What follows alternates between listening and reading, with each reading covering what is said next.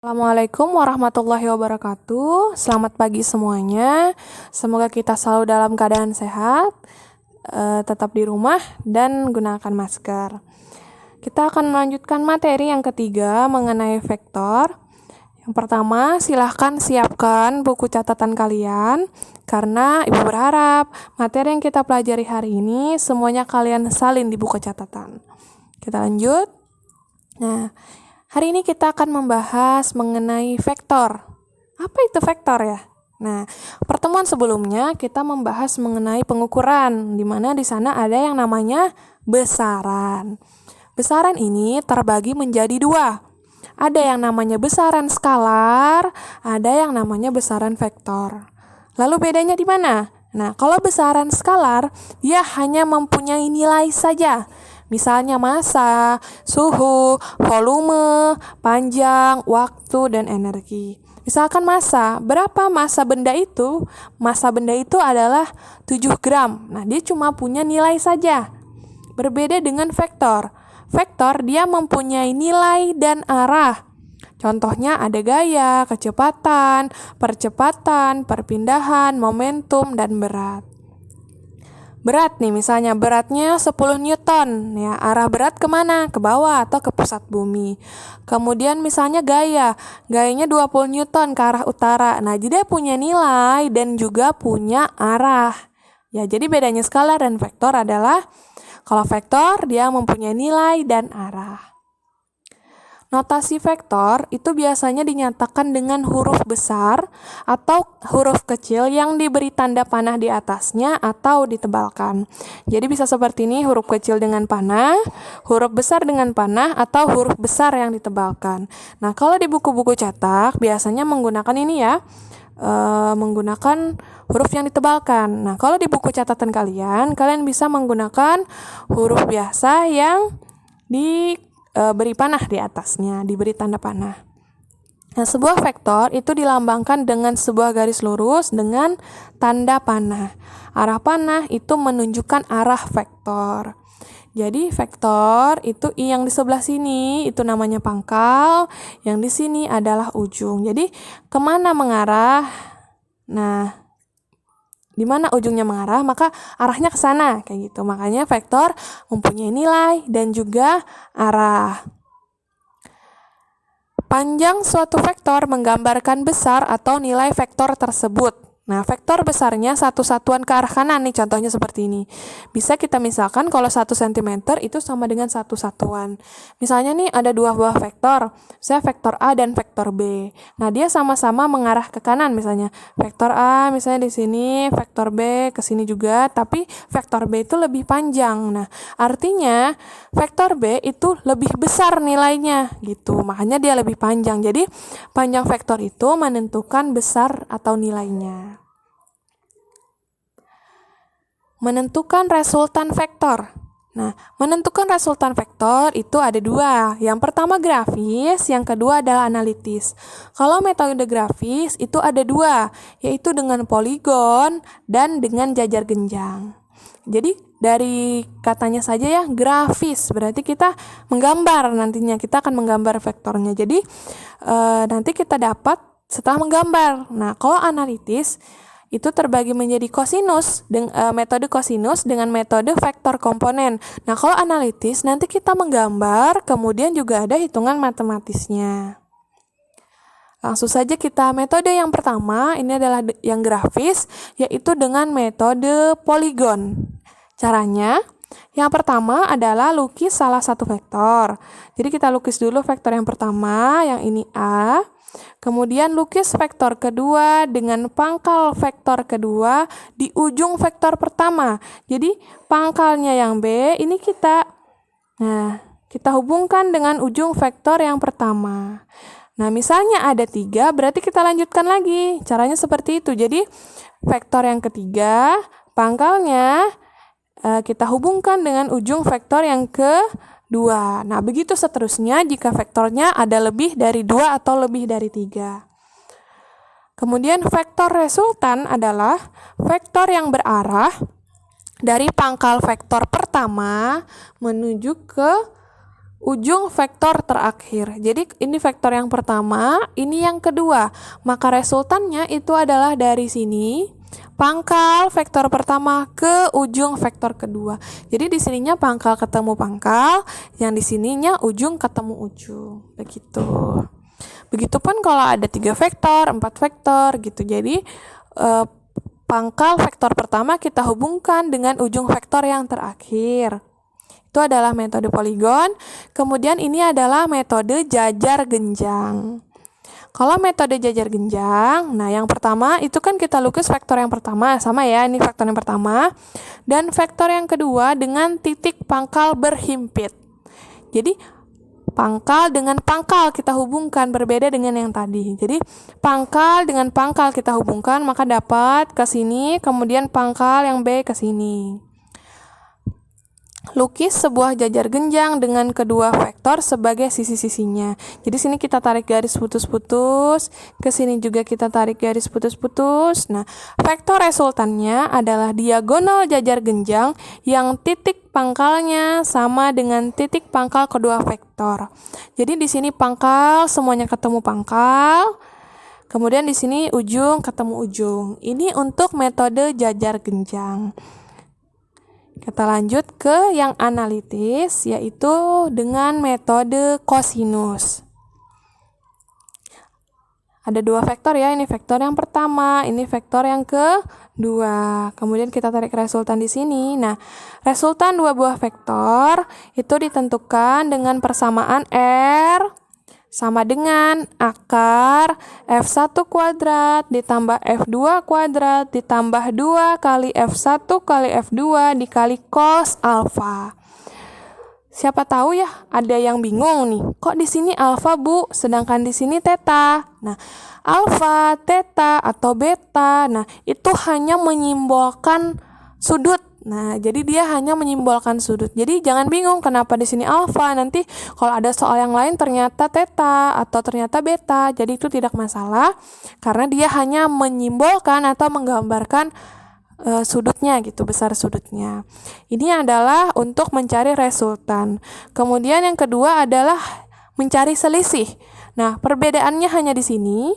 Kalau resultan itu tandanya positif, kalau mencari selisih itu tandanya negatif. Kemudian untuk arah resultan itu rumusnya yang ini. Ya, jadi jangan bingung, kok alfa, kok theta, ya itu hanya menyimbolkan sudutnya saja. Kemudian metode analitis yang kedua adalah dengan metode vektor komponen. Jadi di sini perhatikan ada vektor pertama F1, kemudian vektor kedua F2. Nah, kita uraikan vektor dalam sumbu X dan sumbu Y. Kalau sumbu X itu kita proyeksikan dengan Fx sama dengan F cos theta. Kemudian kalau Fy berarti F sin theta. Di sini nggak masalah ya, perlu diingat mau theta, mau alfa itu tidak masalah. Kemudian, nah ini ya, kalau kita memproyeksikan ini kan F1. Nah, kita proyeksikan pada sumbu X di bawah ya. Kita garis putus-putus. Nah, di sini maka kita tarik garis di sini. Maka ini adalah F1 cos theta 1. Kemudian kalau kita proyeksikan ke sumbu Y berarti kita tarik garis putus-putus. Maka di sini dapat F1 sin alfa 1. Kemudian untuk F2 kita proyeksikan juga ke sumbu X. Maka dapat F2 cos theta 2. Kita proyeksikan ke sumbu Y, tarik garis putus-putus, maka di sini adalah F2 sin theta 2. Untuk mencari besar resultan, itu R sama dengan akar sigma ini jumlah ya, sigma Fx kuadrat ditambah sigma Fy kuadrat. Jadi sigma ini jumlah. Jadi nanti kalau sigma Fx berarti jumlah semua komponen yang bekerja pada sumbu X. Kalau sigma Fy berarti adalah jumlah semua komponen yang bekerja pada sumbu Y. Kemudian jika ingin menentukan arah resultan, itu dengan menggunakan rumus tan alfa sama dengan sigma Fy dibagi dengan sigma Fx. Kita langsung ke contoh soal yang pertama. Perhatikan gambar berikut. Berdasarkan gambar di atas, penjumlahan vektor A min B plus C adalah A min B plus C. A-nya positif berarti tetap arahnya ke kanan. Kemudian min B. Nah, kalau di sini vektornya positif itu ke pangkalnya di sini, kemudian ujungnya di sini ke arah sana ya. Nah, kalau negatif berarti arahnya berubah. Jadi arahnya kita balik ke sini, maka di sini ujung, di sini pangkal. Tandanya juga berubah, jadi B negatif. Kemudian ditambah dengan C. C arahnya ke sana, maka kita dapat C-nya positif. Kemudian untuk resultan, maka resultannya dengan metode poligon, yaitu pangkal vektor pertama kita hubungkan dengan ujung vektor yang ketiga. Maka dapat resultannya. Kita lanjut ke contoh soal yang kedua. Diberikan 3 buah vektor A, B, dan C seperti gambar di bawah ini. Dengan metode poligon, tunjukkan, nah ada 3 ya. Yang pertama A plus B plus C. Yang kedua A plus B min C. Yang ketiga A min B plus C. Kita coba yang pertama. A plus B plus C. Berarti arahnya semuanya tidak ada berubah karena semuanya positif. Berarti A-nya tetap arahnya ke kanan, B juga tetap arahnya ke atas, C juga tetap arahnya ke kanan. Maka resultannya adalah, ingat kalau metode poligon berarti dari pangkal vektor pertama kita hubungkan ke ujung vektor yang terakhir atau di sini yang ketiga. Maka dapat D atau resultannya. Yang kedua adalah A plus B min C. Berarti yang C nanti min, dia berubah arah. Yang A tetap, B tetap. Nah, yang C berarti berubah arah. Kalau tandanya positif dia ke kanan, berarti ketika negatif dia berubah arah ke kiri. Maka tandanya negatif. Kemudian resultannya adalah dari ujung vektor pertama, dari pangkal vektor pertama ke ujung vektor yang terakhir atau yang ketiga. Kemudian yang terakhir adalah A min B plus C. A-nya tetap. Nah, yang B, kalau positif arahnya ke atas, berarti negatif arahnya ke bawah. Maka jadi B negatif. Kemudian plus C, C-nya tetap. Maka resultannya adalah dari mana? Dari pangkal vektor A tarik ke ujung vektor C. Selesai untuk contoh soal yang kedua. Contoh soal yang ketiga. Diberikan 2 buah vektor gaya yang sama. Besar masing-masing vektor besarnya adalah 10 Newton. Seperti gambar berikut. Jadi ada 2, F1-nya 10 Newton besarnya, F2 juga 10 Newton. Dimana sudut apit yang terbentuk antara keduanya itu adalah 60 derajat. Nah, tentukan besar atau nilai resultan kedua vektor. Berarti ini kita menggunakan kosinus. Resultan untuk 2 buah vektor yang telah diketahui sudutnya berarti menggunakan ini ya. R atau resultan sama dengan akar F1 kuadrat ditambah F2 kuadrat ditambah 2 dikali F1 dikali F2 dikali cos alfa, di mana alfanya di sini sudutnya adalah 60 derajat. Maka diperoleh, kita masukkan ya, ini 10, maka 10 kuadrat, F2 10 kuadrat, 2 dikali 10 dikali 10 dikali cos 60. Kemudian cos 60 itu nilainya adalah setengah atau 0,5. Maka ini 10 kuadrat 100, 100, ini juga 100, berarti 300. Nah, sebenarnya sampai sini juga sudah selesai, tapi masih bisa kita sederhanakan. Ini kan akar 300 ya. Nah, kita cari bilangan yang bisa keluar dari akar. Misalnya 4. 4 kan kalau keluar dari akar berarti 2. Kemudian 9 kalau keluar dari akar berarti 3. Nah, kita cari bilangan yang seperti itu. Nah, maka dapat 3 dikali 100. Nah, 100 keluar dari akar adalah 10. Nah, 3 tetap di dalam akar, berarti resultannya adalah 10 akar 3 Newton. Kira-kira bisa dipahami ya?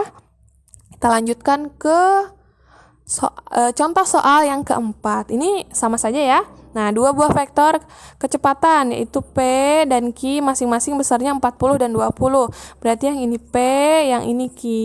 Membentuk sudut 60 derajat. Tentukan selisih kedua vektor. Nah, jadi yang contoh nomor 4 ini yang ditanyakan adalah selisih ya, bukan resultan. Ingat, kalau selisih itu berarti tandanya di sini negatif. Nah, jadi ini sama seperti tadi bahwa cos 60 itu adalah 0,5. Nah, ini dimasukkan ya.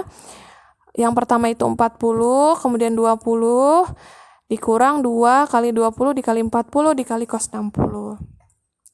Kemudian dikuadratkan, dikurangkan, dapat 1200. Nah, caranya sama seperti yang tadi, bahwa kita keluarkan dari akar, gitu. Kita cari bilangan yang bisa keluar dari akar. 1200 itu sama dengan 400 dikali 3. 400 bisa keluar dari akar. Berapa? Berarti 20 akar 3. Maka resultannya adalah 20 akar 3 meter per second. Contoh soal nomor 4. Kita lanjutkan ke contoh soal nomor 5. 3 buah vektor masing-masing F1 10 Newton besarnya ya. Kemudian F2 16 Newton dan F3 12 Newton. Disusun seperti pada gambar. Jika sudutnya atau alfanya adalah 37 derajat, besar resultan ketiga vektor adalah, nah yang ditanyakan adalah resultannya. Nah, yang diketahui ini, nah ini vektor yang pertama, ini vektor yang kedua, ini vektor yang ketiga. Nah, ini untuk contoh soal nomor 5, kita menggunakan metode vektor komponen, artinya adalah kita proyeksikan. Nah, ini kan sumbu X di sini ya. Nah, di sini sumbu Y. Ini sudah ada di sumbu X, ini sudah ada di sumbu Y. Nah, berarti hanya F1 yang kita proyeksikan. Nah, kita proyeksikan ke sumbu X. Nah, di sini sudutnya alfa ya. Nah, kemudian ini kita proyeksikan ke sumbu Y. Jika diproyeksikan ke sumbu X, maka dapat F1 cos theta. F1 cos theta. Nah ini ya, maka besar komponen pada sumbu X itu F1 cos theta kita dapat. Nah, kemudian kalau kita proyeksikan ke sumbu Y, maka dapat F1 sin theta. Nah, ini. Oke, kita bahas satu persatu. Besar komponen pada sumbu X katanya. F1 adalah F1 cos alfa. Yang ini ya. Nah, ini ke sumbu X, yang ini sumbu Y. Yang bekerja pada sumbu X berarti yang ini. Nah, yang ini ya. Besar, nah ini F1 cos alfa. F1 besarnya adalah 10, kemudian cos 37 karena alfanya 37 derajat. Nah, cos 37 itu nilainya adalah 0,8. Jadi 10 dikali 0,8 ada 8 Newton. Kemudian F2, nah kita lihat pada sumbu X. Nah, kalau ke arah kanan itu berarti positif, ke arah kiri itu negatif. Makanya untuk F2 nilainya 16 Newton tapi arahnya ke kiri, artinya tandanya negatif. Loh, kok F3 sama dengan 0? Nah, kita lihat komponen F3 itu tidak ada pada sumbu X. Jadi makanya sama dengan 0. Kita lanjut ke sumbu Y. Nah, ini sumbu Y. Sumbu Y ada F1 sin alfa. F1-nya 10, kemudian sin 37 adalah 0,6. Berarti 10 dikali 0,6 adalah 6 Newton. Nah, di sini F2-nya sama dengan 0. Kenapa? Karena ketika kita melihat atau meninjau pada sumbu Y, itu tidak ada gaya F2 yang bekerja, atau tidak ada vektor F2. Gitu, makanya dia sama dengan 0. Nah, yang ada adalah F3. Maka besarnya F3 adalah 12 Newton. Nah, tetapi arahnya ke bawah. artinya tandanya negatif. Jadi kalau di sumbu Y, ke atas itu tandanya positif, ke bawah itu tandanya negatif. Nah, inilah yang tadi namanya sigma atau jumlah. Berarti kita jumlahkan semua komponen yang bekerja pada sumbu X. Maka 8 Newton dikurang 16 Newton, karena 16 tadi arahnya ke kiri negatif. Maka komponen atau sigma Fx itu adalah negatif 8 Newton. Kemudian sigma Fy atau komponen yang bekerja pada sumbu Y itu kita lihat dapat 6 Newton F1-nya, kemudian F3-nya adalah 12 Newton. Tetapi arahnya ke bawah, maka tandanya negatif. Maka 6 dikurang 12 dapat negatif 6 Newton. Yang ditanyakan adalah resultan. Nah, ini resultannya. R sama dengan akar sigma Fx kuadrat ditambah sigma Fy kuadrat. Kita masukkan, ini negatif 8 kuadrat, ini negatif 6 kuadrat. Maka dapat 64 ditambah 36 adalah 100. Maka akar dari 100 adalah 10 Newton. Jadi besar resultan ketiga vektor adalah 10 Newton. Kita lanjutkan ke contoh soal yang ke-6. Nah, pada titik O atau ini ya, nah titik potong sumbu X dan sumbu Y. Jadi ini sumbu X, ini sumbu Y, titik potongnya di sini. Bekerja 3 buah gaya, 1 bidang datar, yaitu F1 ke sini yang besarnya 4 Newton, F2 yang ke sini ke atas ya, arahnya 3 Newton, dan F3 yang besarnya 8 Newton. Nah, masing-masing gaya tersebut terhadap sumbu X positif berturut-turut membentuk sudut 0 derajat. Nah, makanya F1 ini 0 derajat karena di sini.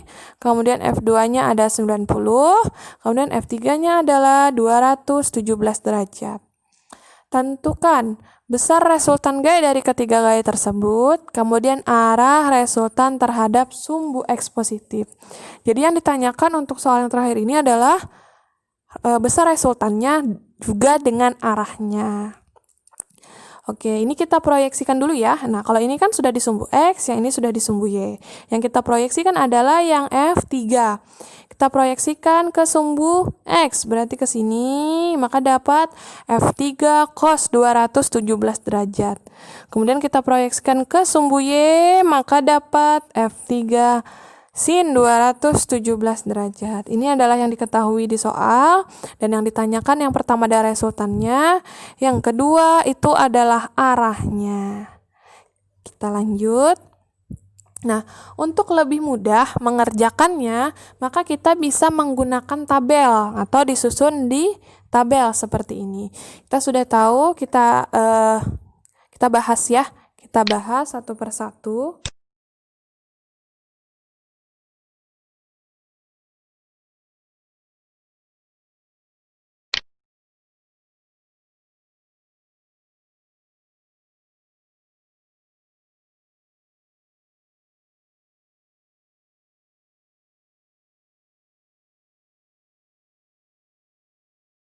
Nah, akan lebih mudah kalau kita susun seperti ini ya.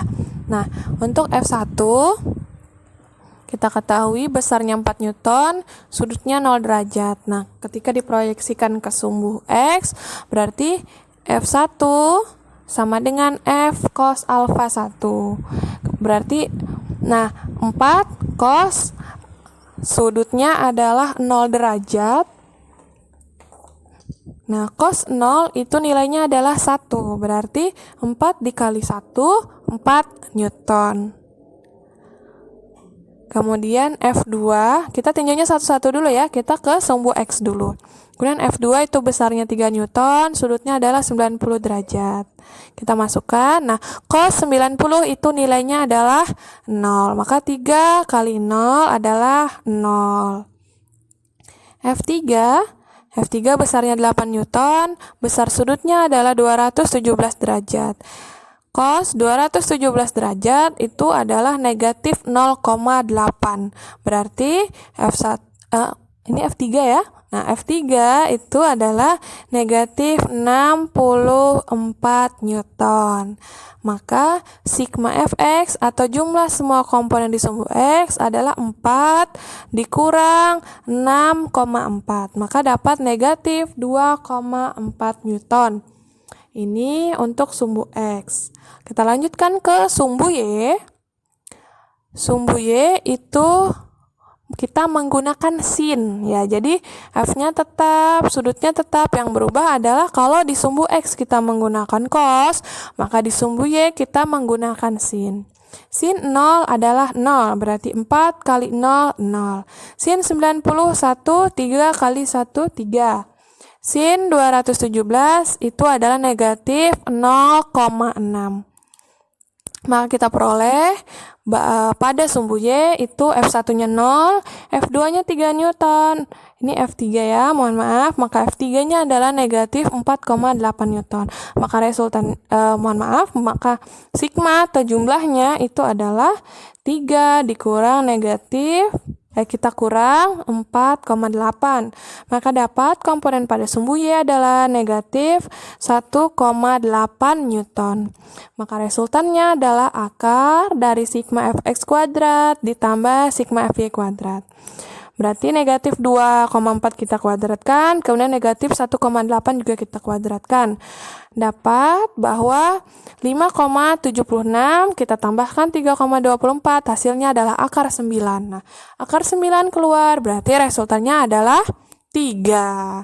Maka resultannya adalah 3 Newton. Kita lanjut ke pertanyaan yang kedua, ditanya adalah arahnya. Nah, tan alfa adalah sigma Fy dibagi sigma Fx. Berarti negatif 1,8 dibagi negatif 2,4. Maka didapat tan alfa adalah 0,75. Kemudian untuk menentukan alfanya berapa, ini kita tidak bisa menghitung manual, kita harus menggunakan kalkulator. Nah, menggunakan kalkulator itu dapat bahwa tan alfa 0,75 berarti alfanya adalah 37 derajat. Nah, tugas kalian adalah silahkan difoto materi yang telah kalian salin di buku catatan dan dikirim via WhatsApp. Jadi materi yang Ibu jelaskan tadi di awal, kalian salin di buku catatan, kemudian kalian foto dan kalian kirim sebagai bukti bahwa kalian sudah menyalin atau sudah mengerjakan tugas yang Ibu berikan. Terima kasih untuk perhatiannya. Salah hilaf mohon maaf. Semoga apa yang kita pelajari hari ini bermanfaat. Wassalamualaikum warahmatullahi wabarakatuh. Selamat pagi.